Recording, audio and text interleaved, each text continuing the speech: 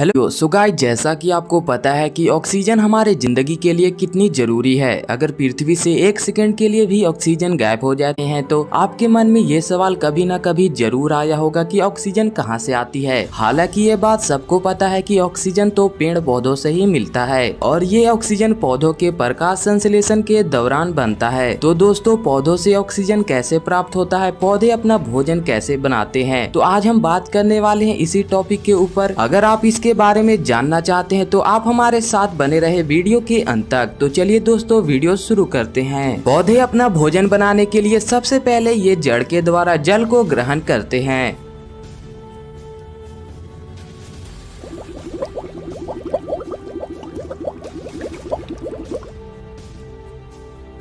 फिर ये वाटर पौधे के तने द्वारा पत्तियों तक पहुंचती है और जैसा कि आपको पता होगा कि प्रकाश संश्लेषण में सनलाइट का होना भी बहुत जरूरी है। और जो प्रकाश संश्लेषण में अहम भूमिका निभाती है वो है पत्तियां। तो चलिए दोस्तों, देख लेते हैं कि पत्तियों के अंदर क्या क्या पाया जाता है।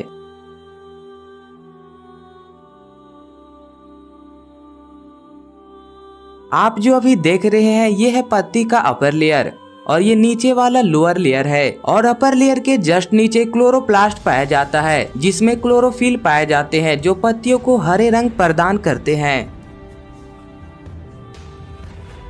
ये है पत्तियों का ट्यूब्स जहां से पूरी पत्तियों में वाटर को भेजा जाता है।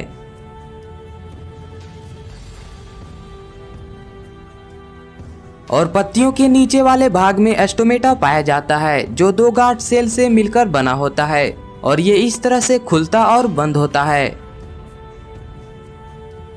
स्टोमेटा का काम है कि ये वायुमंडल से कार्बन डाइऑक्साइड को ग्रहण करता है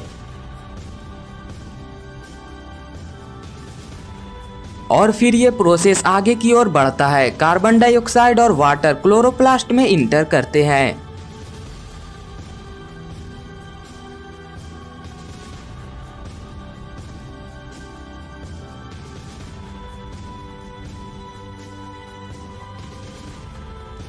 और क्लोरोप्लास्ट इस तरह से वाटर, CO2 और सनलाइट को ऑब्जर्व करता है।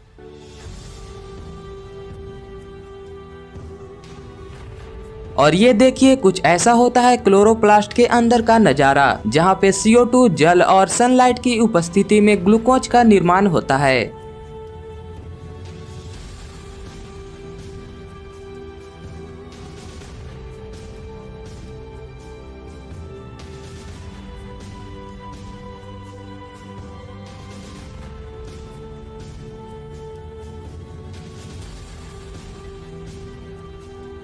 और फिर ये ग्लूकोज पत्तियों के टिप्स द्वारा चला जाता है और प्रकाश संश्लेषण के दौरान बने ऑक्सीजन स्टोमेटा के द्वारा बाहर कर दिया जाता है।